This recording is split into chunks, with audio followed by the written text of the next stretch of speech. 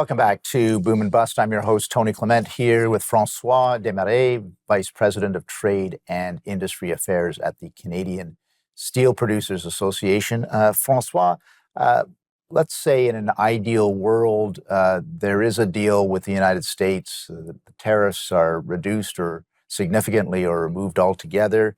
How confident are you that you can pick up those U.S. customers again? Very good question.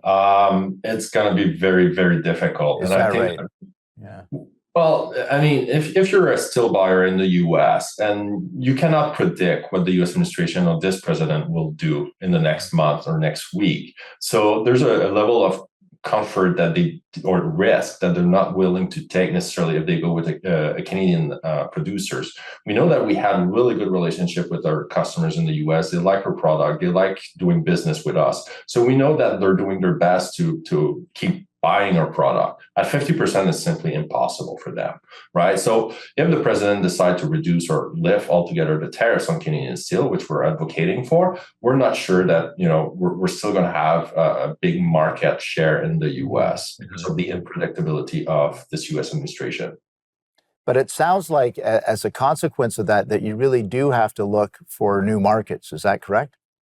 Yeah, well, our priority is to regain or recapture our own domestic market. Right now, the Canadian producers are not providing most of the steel consumed in Canada. It's less than 50% of our share because we're facing those dumping issues where we were talking earlier. So if we address dumping in Canada and unfair trade practices, we're hoping to be able to serve our own market first, because right now the Canadian market is not our primary market.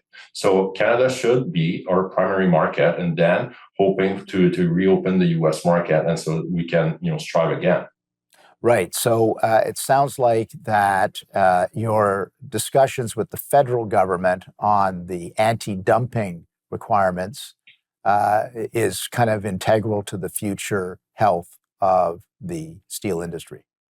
Oh, absolutely. Absolutely. If we're not able to close our market to unfair trade practices, it will be very difficult for us to survive and even to contribute after to infrastructure project in our own country. So I'm all for having roads, hospital built with Canadian steel, but we might not be there if we don't address dumping immediately in our country.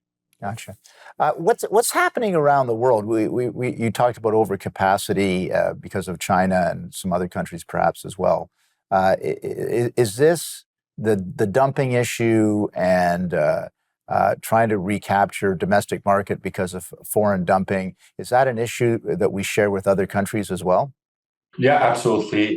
There's a working group at the OECD, the Organization for Economic Cooperation and Development in Paris, that is 100% dedicated to steel matters. And overcapacity is the bread and butter of this committee for the past 20 years. Yes, overcapacity comes from China, but it affects a lot of countries, even countries that are used as proxy by China to further dump the Chinese steel elsewhere, also facing that issue. So you're going to have, and over the last year or two, you'll see a lot of countries that have taken action to protect their own market from Chinese overcapacity or other countries' overcapacity. And when you think about the Europeans or even in Latin America, a lot of countries are addressing this matter by, yes, protecting their market, but it's mainly protecting the integrity of their market, facing this dumping of overcapacity steel. Yeah. Do you think that in some countries, the overcapacity sounds like that it's both an economic policy, but also most countries like to produce their own steel? Is that a fair assessment? Yeah, no, totally. If you look at all countries around the world, they mostly all have a steel industry. The reason for it is because you need steel for everything. Steel is in everything. If you want to have a automotive industry, if you want to build anything, whether it's overpass, bridges, buildings, you're going to have steel. We use steel every single day. And in terms of your sovereignty and also the material and input into the manufacturing sector thereafter, it comes with a lot of steel in it. So you need to have a steel industry so to assure a little bit your economic security and national security too. Francois Desmarais, thanks for joining us today. Very interesting discussion about the steel industry. Thanks for having me. That was Francois Desmarais of the Canadian Steel Producers Association. Really interesting, in-depth discussion about the future of the domestic steel industry. Thanks for watching today.